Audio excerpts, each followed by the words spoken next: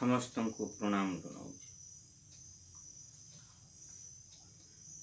ଆଜିର ଆଲୋଚନାର ବିଷୟ ହେଉଛି ଅଶାନ୍ତ ବିଶ୍ୱରେ ମହାପ୍ରଳୟ ଏବଂ ସେ କାରଣ ତାହାର 10ଟି କାରଣରୁ ଅପୂର୍ଣ୍ଣ ମାନବିକତା। ମାନବିକତା କହିଲେ ମଣିଷତ୍ୱ ଅର୍ଥାତ୍ ଦେବତ୍ୱ ପାହାଚର ତଳ ସ୍ତରରେ। ତେବେ ଆମେ ସାଧାରଣ କ୍ଷେତ୍ରରେ ମଧ୍ୟ ମାନବିକତା କହେ। ନୀତି ନିୟମକୁ ପାଳନ କରିବାର ଅର୍ଥ ହିଁ ମାନବିକତା। ଆମେ ସଂସାରରେ ନିଜେ ବଞ୍ଚିଛୁ, ପରିବାର ମଧ୍ୟ ବଞ୍ଚିଛି, ସମାଜ ମଧ୍ୟ ତିଷ୍ଠି ରହିଛି। ଏ ଭିତରେ ପ୍ରତି କ୍ଷେତ୍ରକୁ ଆମର କିଛି ଦାୟିତ୍ୱ ରହିଛି। ସେଥିପାଇଁ ଆମକୁ କିଛି ନୀତି ନିୟମରେ ଚଳିବାକୁ ହୁଏ। ଏହା ହିଁ ହେଉଛି ମାନବିକତା। କିଛି ଲୋକଙ୍କର ପାରିବାରିକ ମାନବିକତା ରହିଛି, ସାମାଜିକ ମାନବିକତା ନାହିଁ। ତାର ଛୋଟ ଉଦାହରଣ, ପାରିବାରିକ ମାନବିକତା ରହିଛି, ସାମାଜିକ ମାନବିକତା ନାହିଁ।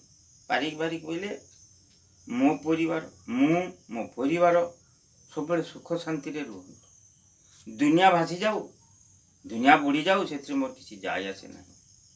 ଏ ହେଉଛି ମଣିଷ ସତ, କିନ୍ତୁ ଆଂଶିକ ମାନବିକତା ରହୁଛି, ଯେଉଁଥିପାଇଁ ସମାଜରେ ତାଙ୍କ ହେତୁରୁ କିଛି ଅଶାନ୍ତି ସୃଷ୍ଟି।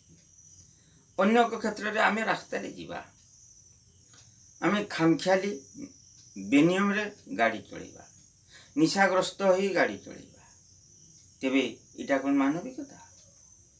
ଏଇଟା ହେଉଛି ଅମାନବିକତା। ନୀତି ନିୟମ ମାନିବା ନାହିଁ।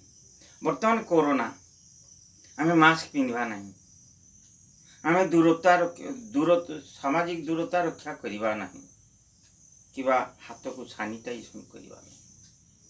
ସେଥିରେ ବେଳେବେଳେ ନିଜକୁ ଏଗୁଡ଼ା ପାଳନ କଲେ ନିଜକୁ ହୀନମନ୍ୟତା ବୋଲି ଭାବନ୍ତି। ମାନେ ଏଇଟା ତ 1 ନମ୍ବର ନିର୍ବୋଧତା ଏବଂ ଅମାନବିକତା।